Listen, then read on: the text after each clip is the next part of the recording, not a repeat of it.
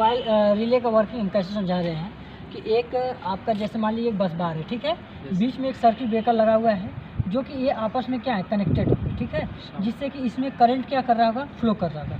ये सीटी का है। सीटी आपको भी पता है कि जो प्राइमरी टर्न होती है वो बस बार पे, प्राइमरी जो होता है वो बस बार में कनेक्टेड होता है, ठीक है, बस बार पे ही कनेक्ट होता है। तो उसमें क्या हुआ कि ये फॉल्ट कंडीशन, यहाँ पे फॉल्ट हुआ, किसी बार शॉर्ट सर्किट हुआ, यानी वन किसी भी चीज़ से वो क्या गया, बस बार शॉर्ट सर्किट। मान लो कि सर्किट में 100 एम्पीयर की करंट क्या कर रहा था, फ्लो कर रहा था, ठीक है।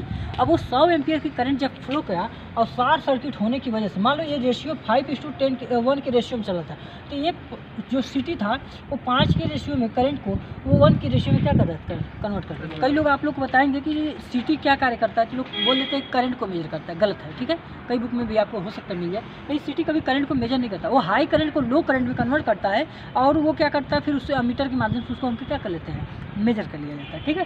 तो ये सीटी क्या करता है, इस रिले को एक एम्पियर के अनुसार एक रेशियो में इसको करंट देता है। तो रिले हमारा ऑपरेटिंग के मतलब इसके रिले कब ऑपरेट करे कि जब 1 एम्पियर से ज़्यादा करंट वो देखेगा तो वो ऑपरेट करना स्टार्ट कर देगा, ठीक है।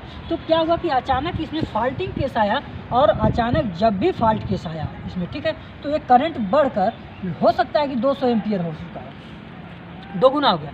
तो इसका रेशियो भी तो हम वही कर सकते थे, ये करंट भी तो अपना बढ़ जाएगा। तो रिले को क्या हुआ कि बस मिल जाए, क्यों तो रिले करा ये कहाँ, अचानक अभी तो हम एक को लेकर झेल ही रहे थे, तब तो दूसरा कहाँ से इसमें मतलब भार ज़्यादा कहाँ से, लोड कहाँ से, करंट इसमें ज़्यादा बढ़ गया। तो जैसे करंट हुआ तो ऐसे ये क्या हुआ, मैग्नेटाइजिंग ज़्यादा होने लगा।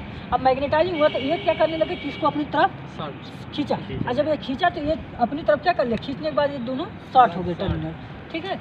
मान लो ये A1 और A2 को बी को शॉर्ट कर दिया, और जब शॉर्ट कर दिया तो यहाँ हमने डीसी सप्लाई से एक पर्पस बनाया ही था। तो अब इसमें क्या हुआ, एक करंट फ्लो करने लगा, जब भी क्लोज पाथ बनेगा तो उसमें करंट फ्लो करने लगा। अब इस करंट को फ्लो करने की वजह से इसमें एक मैग्नेटाइजिंग कॉइल लगी होती है।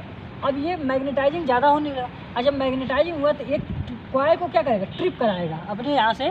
जब मैग्नेट अपनी तरफ क्या करेगा, बस बार को अपनी तरफ खींच लेगा, और ये ट्रिपिंग कॉइल क्या कर लेता है, इसी बस बार को ट्रिप करा देता है, मतलब क्लोज कर देता है। और जैसे क्लोज होता है एक चीज़ परिपथ क्या रहता है, रुक जाता है, और धारा जब फॉल्ट सही हो जाता है तो फिर ये ऑटोमेटिक फिर इसको मैकेनिज्म कर देते हैं। तो ये रहा आपका पूरी रिले का वर्किंग। ऐसे ही रिले अपना काम करता है। आगे आपको उसमें रिले में 2 चीज़ देगा कि एक मूविंग कॉइल होगा, एक फिक्स कॉइल होगा, वो आगे हम बताएंगे। तो इतना आप लोग को पूरी समझ में आ गया? Yes sir.